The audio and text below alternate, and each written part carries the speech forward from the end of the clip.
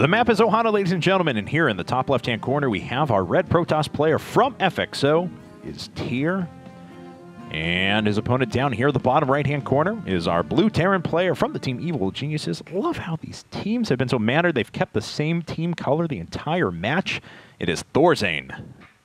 It is really nice. You even get to keep the, well, actually in this situation with Thorzane in the bottom right, I guess it's a little less than ideal for once. But Ohana, man, you were saying about Thorzane. Going for some proxy racks. And has it actually been a proxy racks like the last 3 times you've seen it? He's not doing it now.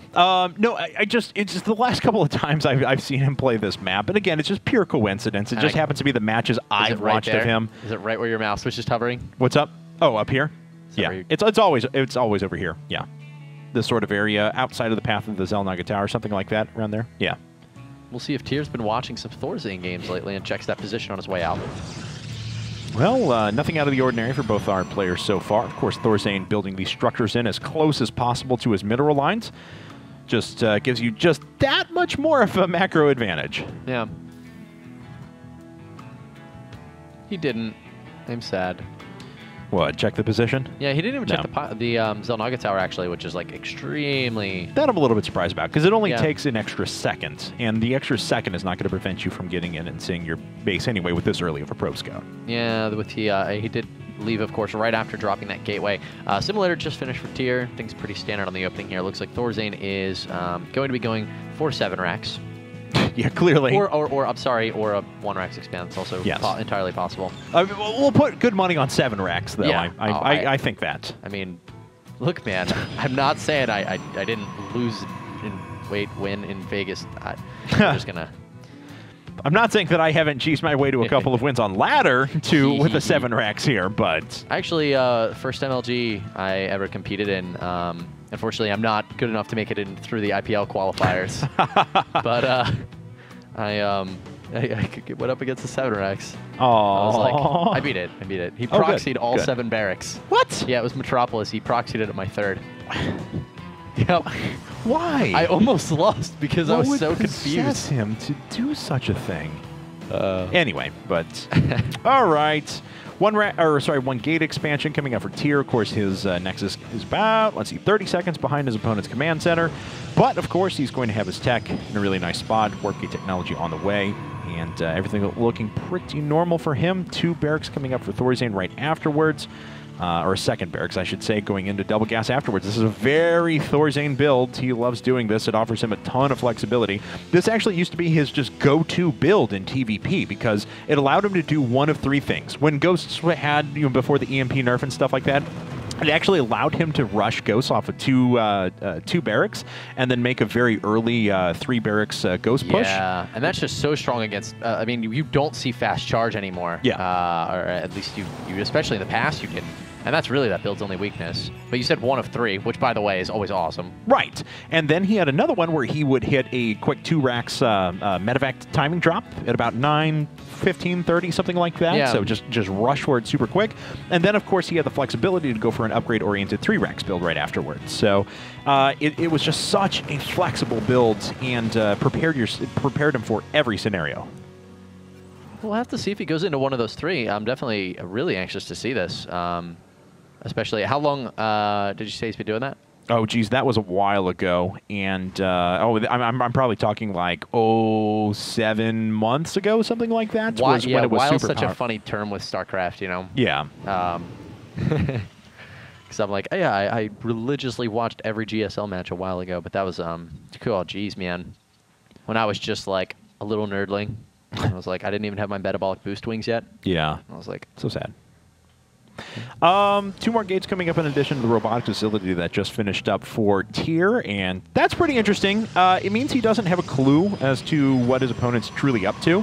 he was denied by that bunker up at the front. Usually, if you've got a pretty good grasp on what your Terran opponent is up to, you'll make 2 gateways before you make your robotics facility. A little bit later if you're feeling safe, a little bit earlier if you think there's pressure. But putting up this robotics facility so much earlier means he wanted to get that early observer and detect exactly what was going on, especially because he's following this up with a 4-gate robotics facility play, so a little bit unconventional build. Yeah, and as you know what, as you said, I mean, Thorstein has a lot of options, a lot of directions he can take this opening build, so this is going to work out really, really nice for Tyr. If instead we had seen some absurdly aggressive build coming out of him, would have been, you know, far more ideal to have that Immortal. But in this situation, Starport Reactor just getting dropped right now. This is what I'm talking about, though, from Thorzane, man. His builds are so crisp. His Reactor, Starport, he just dropped both of those. After they had both dropped, he had 77 minerals and 4 gas. Oh. I love how crisp Thorzane's builds are. I absolutely love it. And what did I tell you? Once the starport finishes up, he's going to have medevacs at about 9:15. So this is one of the 3 possibilities that I was talking about before. Now, of course, one of those has just naturally fallen off because the ghosts aren't as good anymore, and he just doesn't do it anymore. But it's still certainly a possibility. We have a pylon off to the right-hand side, which can actually warp in units on the high ground, and that's what that observer is going to be used for here in just a second. How many Immortals are with this army? This is very akin to what we've actually seen just MC use lately on Ohana versus Terrans. Yes. And there's a bunker in the front. Does Thorzane have a bunker to the left? He does not, so he's still very vulnerable to destructible debris. Yes. But, you know, he hasn't gone for too much here. He's only got 1 engineering bay, maybe able to hold this. Okay, well, he loses 2 units by running them up through the front. One of those, of course, was a scouting marauder, and then 2 Marines get picked off. His rally point was all the way up to the front. He had to have just switched that because that's a couple of wasted units, unfortunately.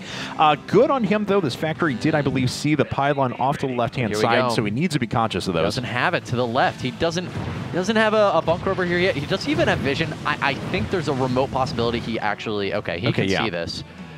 He could see that he's probably about to die in a minute. Not because he can't hold this off or anything, but I've never seen a player hold this without a bunker. I just need to say that. With 2 Immortals, I have yet to see it happen, and I'm feeling like Thorzane's going to be hard-pressed to hold right now. Well, Thorzane's got... he just killed that pylon that was sitting to the north of his base, loses the refinery that he just finished up, and he's waiting to try and repel his attack. He doesn't have a drop going across the map. His first 2 medevacs are... I'm sorry, second 2. His first 2 medevacs are actually just sitting here and healing units up. And looks like he's going to try and chase this army down. Yeah, he just throwing a couple Marines forward, seeing, you know, if they happen to not be too far away. He's going to get a peek at them, but realize, okay, they're pretty far. Behind this, so how many gateways is Tyr on right now? Because he opted not to continue that push. No, 6. I'm sorry, he did build 2 more. He's actually trying to force an engagement here, loses a couple of units.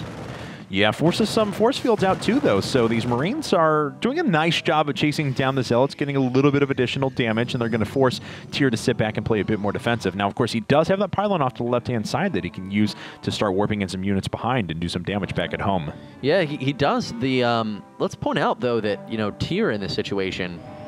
Well, now he's going to be able to likely deny this 3rd. Actually, yeah, there's no Colossus on the field, so there's the cancel. Tyr held off that push, and now is in a position where, I mean, Kevin, if you hold off a push and you take no damage, you're in a good place. And excuse me, Thorzane held off the push. Yeah, I know what you're saying. So Tyr now is in a little bit of a tough spot because, you know, his Colossus are, well, they're actually, I'm like surprised that they're not on the field all that late. But something's got to give here, and what's going to give is his lack of a 3rd base after that cancel. Yeah, now Thorzane does need a couple more barracks. And looks like he's finally adding on a couple of additional ones, going up to 5, producing 3 at the same time now. So he's got a very good economic basis for this game. His 3rd base is almost done. He will eventually be able to get rid of this, even though it's going to be denied for a little while. He has very good upgrades. His infrastructure looks very good. But the problem is he doesn't have a large quantity of units yet. And a concerted push from Tyr would actually be a little bit disconcerting. But it doesn't look like Tyr's going to do it. He's going to sit back, he's going to play a bit more defensive for a moment. That Marine just stemmed and ran as fast as he could. Managed to get out of there. So now we've got, well, actually a pretty even game because Tyr's got 4 Vikings on the field already to just, what, 1 or 2 Colossi? Yeah, I believe so. 2 Colossi now? The second one just spawned, yeah. So, I mean, that's not a bad ratio at all, especially with the very, very... Actually, what is the Stalker count right now for Tyr? I see he just made 2. 10. Okay, so he's got it up to 10. 10 Zealots as well, 3 Sentries. He's got a nice army here, 58 workers to just 54 for Thorzane. This is looking very, very even. How are the upgrades for these players? Let's see. We've got 1-1 upgrades for Thorzane. We've got 0-1 upgrades for Tyr. No 2-2 started yet for Thorzane, though, so he's not kind of running away with the upgrades quite yet. This is just now starting. Which that's actually pretty decent, because you want to be able to maintain somewhat of an advantage over a Protoss player, because if they sit back and they decide, okay, I'm going to go double forge now and I'm going to chrono boost upgrades, they can get them very quickly. Yeah, they definitely can. A lot of times, you know, we see Protoss players wrapping up 3-3 a good 80, 120, somewhere in that range of seconds before the Terran counterpart, and they can just do 3-3 timings that are just so devastating. All right. Well, Tyr did finish up a second forge. Hasn't decided to invest in his +2 weapons. Obviously, Blink is on the way, so he has the Twilight Council necessary to produce those upgrades. Taking a look, though, just going up to 8 gateways, finishing up his Nexus. Economic advantage still Thorzane's, but just barely now. Yeah, not too large. In this situation, just managing to make sure that there's no 4th base. Thorzane has got himself set up pretty well. You know, he's got all of these. Look at that Viking count. It's so high for just 3 Colossus. I mean, is it 7, 8? He's got 2 more on the way. He's continuing to make them. Has also retained a fair number of medevacs. I think he's got 4 of them. So yeah. And they all have high energy, and there's no threat of Templar right now, which means there's not going to be any feedback. We do have Mobius Reactor being researched, so he will eventually be able to move into some Ghosts. Looks like that's pretty far along, too, so we can start those Ghosts up really in a second. He'll be fine. There, it's 40 seconds long, so he does have the time to do it now. Yep. Yeah, Thorzane, I mean, he's in a great spot right now. It's not too often we see the Terran player having a high enough Viking count, a high enough medevac count, and producing Ghosts before the Twilight Council, or excuse me, Templar Archives even goes down. Thorzane has always been excellent, too, about being able to flank with Ghosts and move in and do the initial damage with the EMPs and then swing his army in for the kind of killing blow right afterwards. Now, I don't want to take everything away from Tyr. Tyr is a 3-base Protoss player right now. He's got a backstab army already prepared. Whenever these armies clash, you can be assured that those Zealots are going to run directly into the 3rd and start doing economic damage, or try to at least. He's also got a very nice infrastructure. He's got 2 more gateways, Templar Archives, so he's got all the relevant tech in place as well. Thorzane, of course, playing a little bit slower brand of Terran, as he is wont to do, could get caught off guard by a very, very staggeringly large force. And actually, if he decides to move in with 2-2, it's going to be a little bit of an anti-timing, because Tears is finishing up just seconds afterwards. Yeah, but it looks like he's not going to be able to manage to do that. By the way, a little bit of a warp in down in the bottom left. Nothing quite yet in terms of the aggression, but Tears continuing to pile up units here. It looks like he's going to make his move now while he pushes down with his army. Yeah, and if he's able to get that engagement up at the front, or at least toy, that may be his cue to go. When Thorzane's moving everything up, yes it is. He moves all the Zealots down towards the bottom left, and that is going to pull Thorzane's forces back. Charge just finishing up before this little push too, and this is going to be a few dead workers. In fact, Thorzane pulling everything back at the moment, and he exposes his Vikings. The Blink Stalkers get underneath and pick off 4 or 5 of them. Well, that actually ended up not being too bad of a trade. However, the 4th base of Thorzane does get canceled. That is a massive victory for Tyr. Yeah, no, I really like that from Tyr. Tyr's now banking resources. He's now matched the economy of his opponent, kills 12 workers in total, finds himself up by 8 workers now, and of course his 4th base is just finishing up. That was the kind of play that Tyr needed to get himself ahead in this game. Thorzane, I feel like, has just been in too much control throughout the entire set. Ever since we saw that push from Tyr find very limited success. And now we're in this situation where all of a sudden, guys, Tyr has just forced a cancel on Thorzane's 4th base. He forced all those barracks to be canceled as well, and he's taking his own 4th. Kevin, I really like his position at this moment. Yeah, exactly, and the thing was that Thorzane was ahead in a lot of respects. Economy, tech, standing army, pretty much across the board. But because of the backstab and how slow Thorzane's playing, now we see Tyr is in a position where he's got his Templar on the map, he's got Storm, so he's caught up in tech, he's caught up in upgrades, he's caught up in almost every relevant aspect. And now, Thorzane's position, being down a base, does not look nearly as good as it was just a couple of minutes ago. Yeah, that's absolutely the truth. A lot of Ghosts right now for Thorzane. Now blinking in are the Stalkers, getting a few of those. Oh, very beautiful EMPs there, though, and those High Templar are going to be quite forfeit. That was very, very nice from Thorzane. Essentially, 2 EMPs just killed 4 High Templar, if you want to think of it that way. They were forced to be morphed into Archons. They can't move when they're morphing into Archons. They can be pushed, but they can't be moved directly, and it was a few lost units. So a good trade again for Thorzane. Loses a couple of Ghosts in the process, but still has enough to go around. Tyr's doing cute maneuvers, but the honest truth of it is that Thorzane is way too good with his battle micro in these big scale scenarios. As you said, you know, he's good with the Ghost play and such, as we've got more Zealots for here. Tyr swinging around in the back once again. Yeah, but he's not dealing with his harassment especially well. It looks like these Zealots are finally going to be chased down, but it just forced a cancel on one of those 4 command centers that he was creating. You know, Thorzane, of course, will be able to get to a spot where he'll bank enough energy on his orbital commands that he'll just move through and then just instantly saturate a base. That's kind of his plan. If he feels like he can move out and he can take enough position on the map that he can drop down another command center, he'll just instantly saturate it. Yep, and at this point, guys, Tyr is sitting on a massive bank, so he just says, all right, I'm just going to harass you, try to keep you pinned down on 3 bases, limit your production as much as possible, while I just continue to expand on everything. Loses 3 Stalkers, he doesn't care, not in the slightest. His really only concern right now is continuing to grow his economy while keeping Thorzane penned in. Yeah, and it looks like Thorzane's going to kill an Observer, too. That was a nice little touch, but yeah, I mean, Tyr's doing the damage he needs to right now. Look at this Archon count growing, too, in addition to the Templar that he already has behind this army. He's working off of 8 gas, soon to be 10 once this next base is finished up, and he's going to be able to produce a massive amount of high-tech units in a bit. Nice feedback there. Does manage to get quite a few ghosts. Of course, Snipes countering them as well. A little bit of trading going on there, but so many command centers. We keep seeing, I want to say, Tyr. He keeps going forward with his Stalkers and trying to snipe off Vikings, but Thorzane is way too on that, and it's cost a few engagements here for Tyr to be a negative for him. Nice little prod there. Throws down a Storm at the front while Thorzane was concentrating on the units that were running behind. Needs to be able to turn this into a planetary fortress. He doesn't necessarily need the extra gas right now, though, which is pretty nice for him. Of course, the late-game Terran army doesn't rely upon that as much as the other races do. Very nice Storm. Actually chunks out a lot of forces there. Ghosts try to run up an EMP in return. They do manage to snag a couple of Templar, but that was a good trade for Tyr. That's really cute. He's got a pylon and 3 cannons out in the front to prevent the Ghosts from being able to come forward and do little snipes. And of course, you know, they're going to have other uses as well. Just adding general firepower and a holding position here for Tyr. Thorzane needs to get some units off to the left. Oh, he actually scans at a good time, and that's going to allow him to move up there. Brilliant scan, and Tyr has to reconsider what he's doing with these forces now, otherwise he will get a full-scale engagement. And that's honestly, that's not really what Tyr wants right now. He has the superior economy. The more time ticks by, the further and further ahead Tyr's going to get right now. I mean, in all reality, he just wants to sit tight and not fight. Thorzane has to get this base down eventually, though. Looks like the Zealot's going to start swinging away at it. He'll force a couple of units to move over and deal with that, although a planetary fortress should be incoming soon. And then, of course, he can drop down 1,000,000 mules on top of this. He has tons of energy to go around. That's exactly what he wants. Loses a few more units. Heavy Storm up at the front. Vikings actually dying very quickly. Yeah, lots of damage. I mean, look at that. Is that medevac energy? Can we take a look at that again, actually? It's gone completely.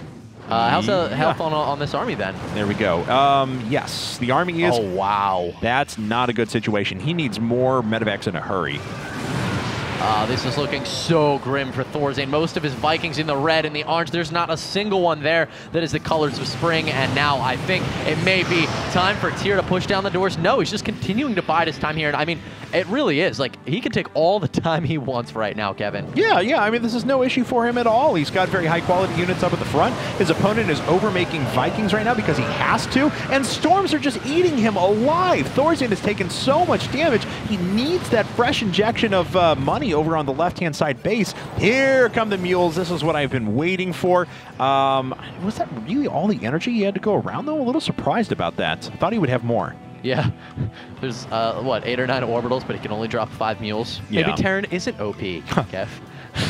Well, here they're going to come very rapidly, though. So, well, look, this orbital command has 155 energy left on it. He does have energy. all 9 orbitals, too. Yeah. He's got them hotkeyed. So, yeah, little surprise there, but in any case. All right. Well, we've got, is that a warp prism on the right? I think it is. Yeah, whoa, okay, well, Zealots? We have multi-prong harassment. That's Zealots. That's a warp prism. This is a lot of DTs. Yep. This is going to be bad. Thorzane is in a lot of trouble right now, guys. He does not have... He cannot take units home to deal with these. If he does, he will die to Tyr's army. He has 166 supply right now. Look at the health on these units. Yep. The medevacs, finally some more joining the fray, but unfortunately Thorzane's lost everything back at home. And Tyr has, I mean, this is a testament to, I mean, I have learned this now about Tyr. Yeah. This guy can kill an army without killing it. There it is, the GG. Oh, man. That's such an unsatisfying game because you don't get that big clash between the armies. You're waiting for the explosions and fireworks, but it never happens. Thorzane just completely starved out of that game. Yeah. What's it's the Count of Monte Cristo. Just cuts him. Yeah. Cuts him. Well, that's 3 players down for EG, man. Things are looking a little bit grim. They only have 2 players left. And it looks like up next they're going to send in a Protoss player, JYP. All right. Well, Tyr, really, really good in the big army engagements, but everybody knows JYP's harassment abilities are pretty off the hizzle. We've seen that, if I do say so myself, that Tyr's harassment has been off the hizzle as well. But we're going to see if he can. If he can put on the monocle voice. Oh yes, no quite. Off the hizzle. Anyway, guys, we're going to run to a commercial break. When we come back, it's going to be time for game number 6: EGJYP versus FXO Tyr in a PvP.